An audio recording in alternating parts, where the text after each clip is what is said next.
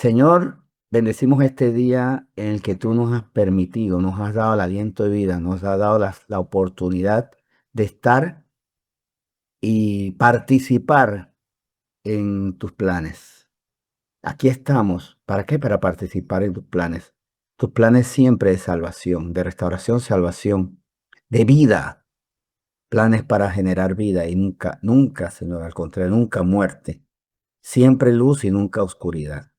Y esto, Señor, lo hacemos en cada acto que nos toca estar presentes y vivir, expresar. Y no perdemos la oportunidad de mostrarte, glorificarte cuando estamos conforme a tu voluntad. Por eso si algo necesitamos, Señor, es conocer tu voluntad, reconocer que es la perfecta voluntad que está por encima de la voluntad de nuestra carne.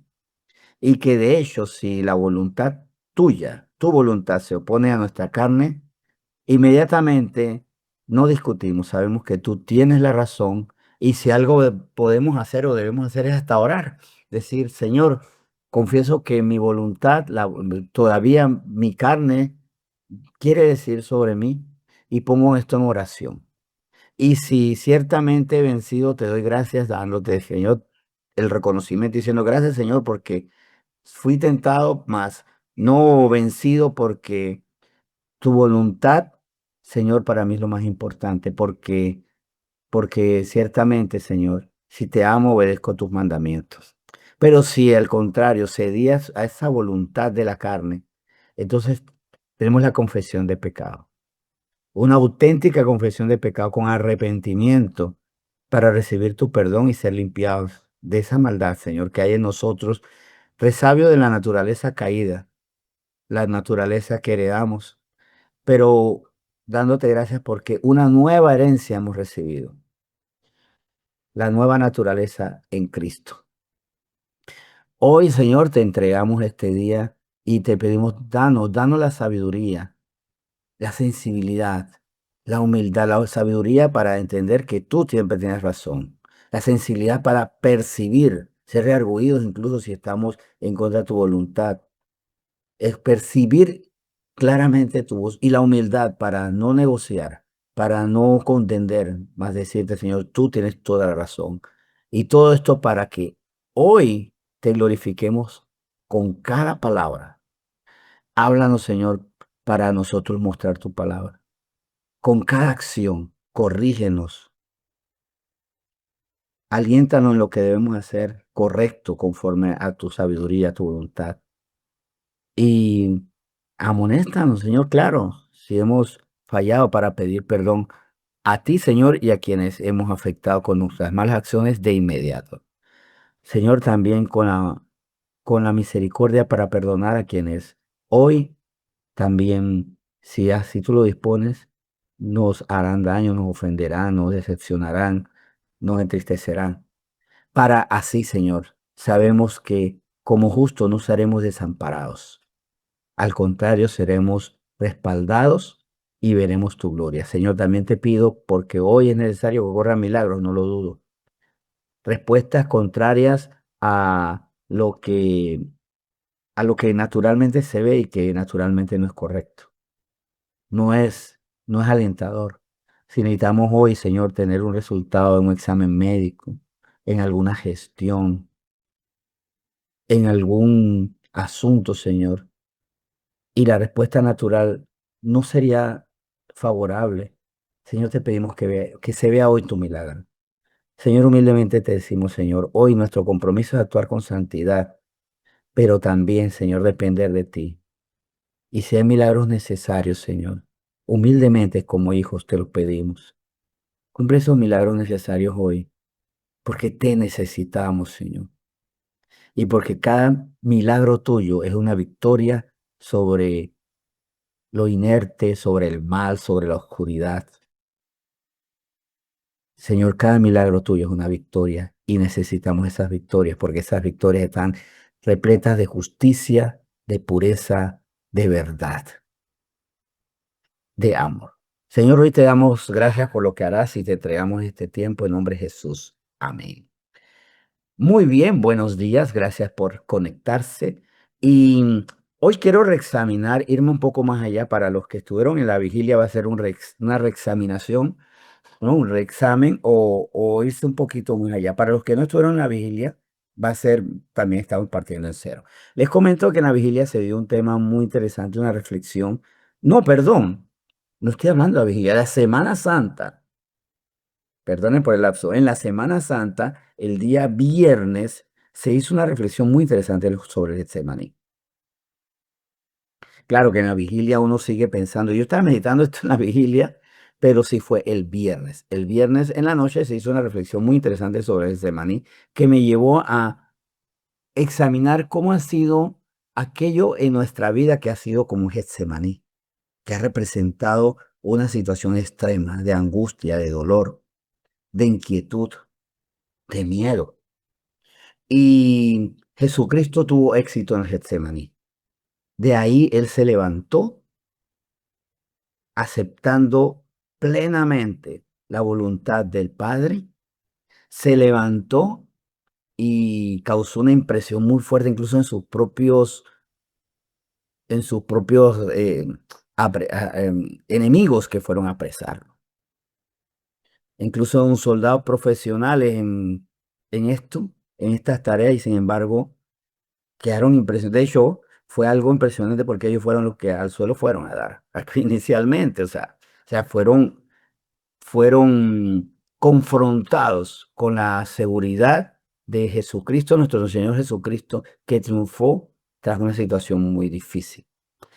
La reflexión de hoy se titula Cuidado en el Getsemaní. Repito, cuidado en el Getsemaní, entendiendo como un simbolismo lo que ocurrió literalmente en la vida de Jesucristo antes de ser detenido y llevado a la cruz. Ya sabemos que en el Getsemaní, el huerto del Getsemaní, él rogó, estuvo con sus discípulos, estuvo buscando esa fortaleza espiritual porque el espíritu en verdad quiere más las carnes débiles. Y el Señor Jesucristo, siendo Dios, tenía una carne, fue encarnado para que esa carne fuera vencida por el Espíritu, para que la carne no fuera la que gobernara. Y por eso es importante entender la naturaleza humana de Cristo, siendo Dios, para él poder vencer el pecado. Eso lo tenemos claro, ¿verdad? Pues en Mateo 26, 31 al 32 nos habla de que antes de entrar al Semaní, y esto es importante, él ya sabía que habían pruebas que habían de ocurrir, que tenía que experimentar situaciones difíciles. ¿Y por qué digo esto? Haciendo el paralelo con nosotros. Nosotros debemos prepararnos para situaciones difíciles, a veces ya sabidas. Hay situaciones que ya sabemos, pero hay otras que pueden ser imprevistas. ¿Y qué hacemos con las imprevistas? Bueno, estar firmes. No sé qué es lo que va a pasar, pero sé que hay situaciones que vamos a tener que enfrentar que son difíciles. Y con esa certeza, yo no solamente estar preparado, sino incluso hasta preparar a los míos.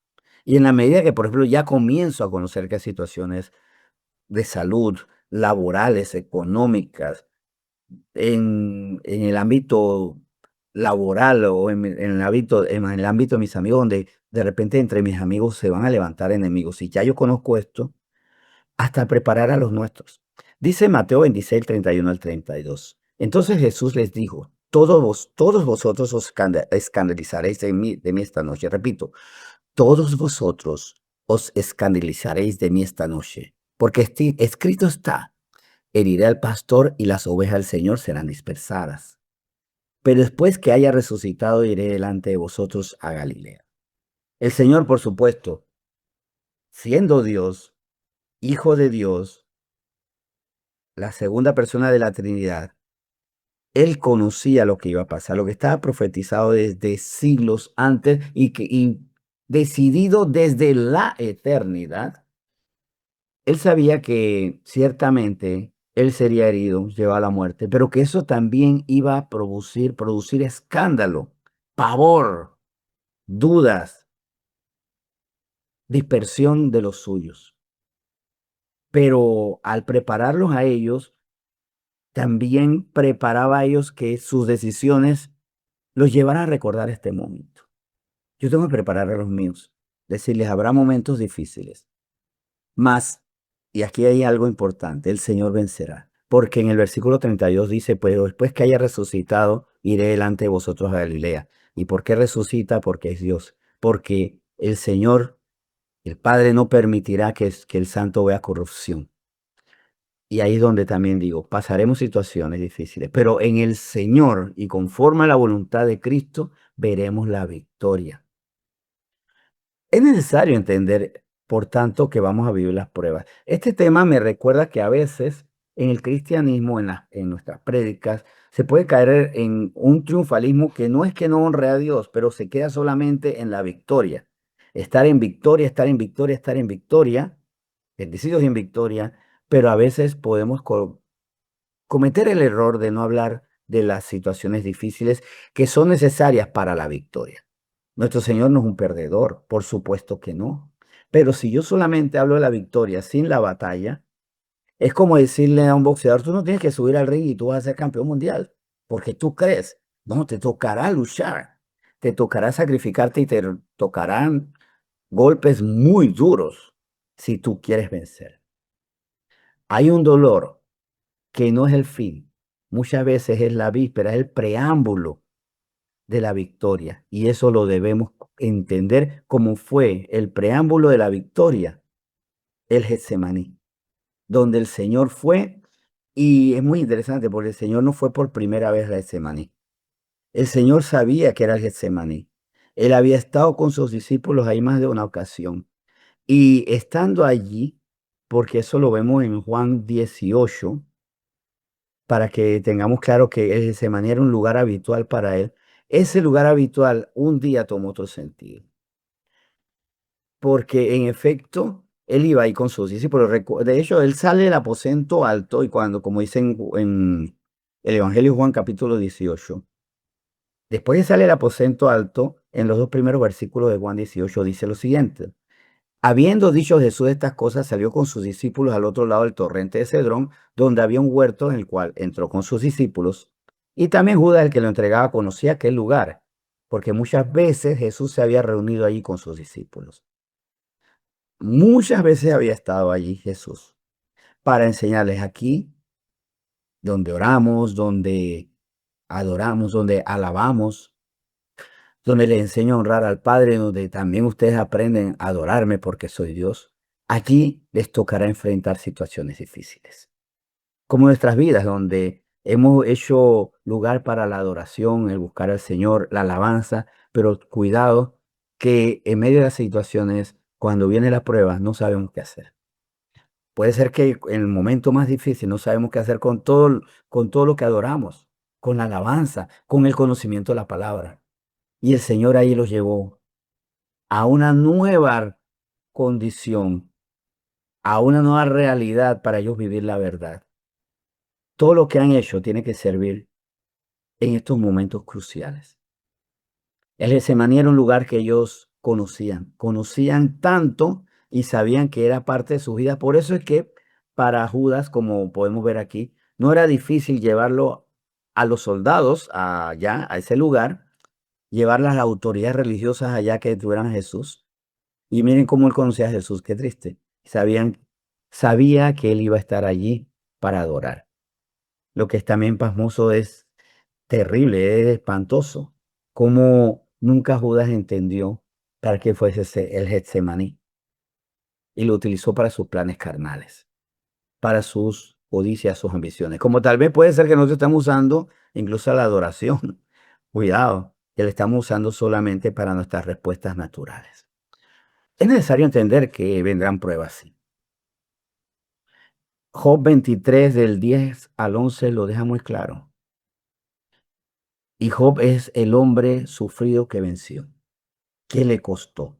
Siempre veamos a eso, a Job, un hombre derrotado por las circunstancias muy duras, pero vencedor en el Señor. Y dice Job 23 del 10 al 11, mas él conoce mi camino, me probará y saldré como oro. Mis pies han seguido sus pisadas, guardé su camino y no me aparté. Claro, ahí está la instrucción, guardé su camino, no me aparté. He seguido su palabra, sus pisadas. Soy una oveja que oye su voz. Él me conoce y yo le sigo. Y aquí dentro de estas palabras de Job 23, me impresiona mucho esto. Me probará y saldré como oro. ¿Para qué son las pruebas? Bueno, en Salmo 139, 23 al 24, podemos examinar por qué son las pruebas. Dice Salmo 139, del 23 al 24, examíname, oh Dios, y conoce mi corazón. Pruébame y conoce mis pensamientos, y ve si hay en mí camino de perversidad, y guíame en el camino eterno. Las pruebas son fundamentales para que bajo el examen de Dios, que conoce mi corazón, más bien yo vea los resultados. El Señor examina no para el entender cómo estamos nosotros. Él ya sabe. Es para que nosotros comprendamos, nos enteremos de cuál es la condición, la calidad de mis pensamientos, si hay camino de perversidad. En el Getsemaní somos probados y va a quedar en evidencia nuestra fe en el Señor, pero también si hay camino de perversidad. Yo tuve un pequeñísimo Getsemaní hace unos años, creo que sí, lo he mencionado, con la condición de mi piel, lo que sufrí.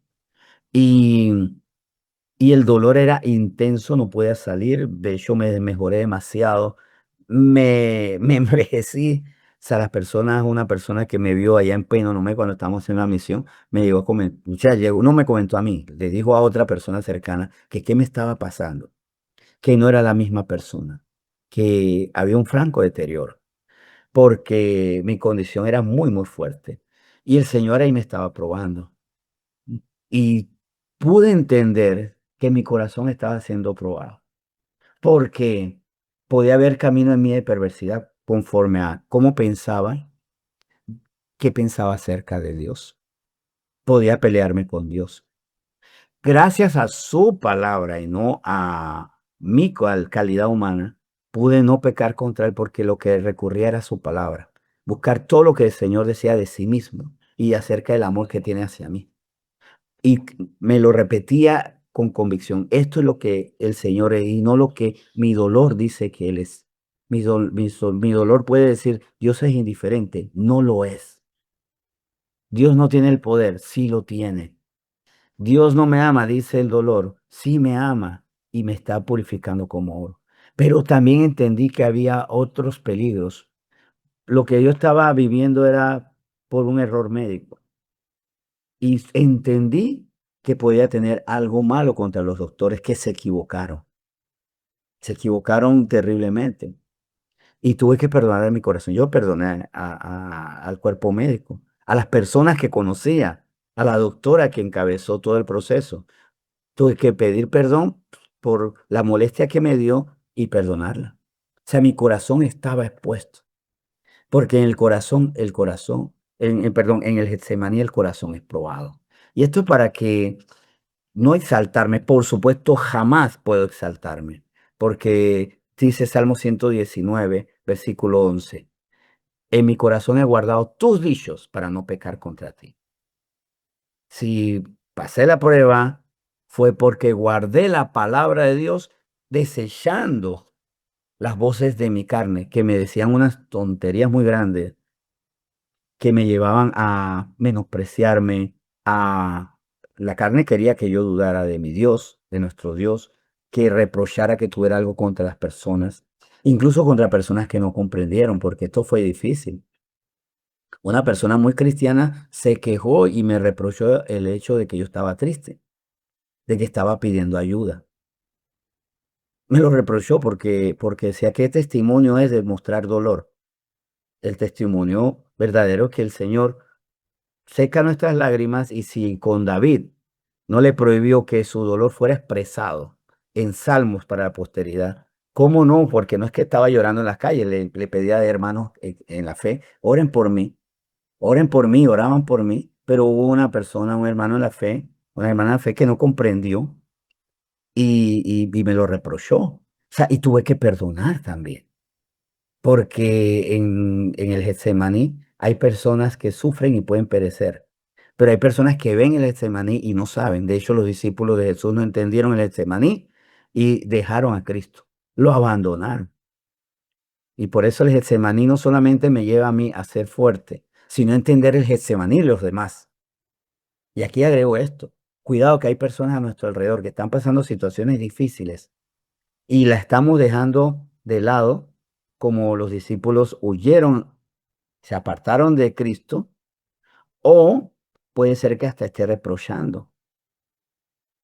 Esto lo escuché de una persona que me decía, a mí lo que más me dolió fue que cuando estaba viviendo mi dolor, me criticaban, ¿y por qué lloras? Porque tengo dolor. ¿Por qué su semblante está triste? Porque hay tristeza. Que sea legítimo o no el dolor, lo primero que tiene que haber en nosotros es misericordia, porque cuidado, y aquí agrego esto, o bueno, enfatizo lo que agregué hace poco. El problema no solamente que falla quien está en Getsemaní, puede fallar el que está mirando a su hermano que está viviendo la situación de salud muy grave ahora mismo, económica terrible,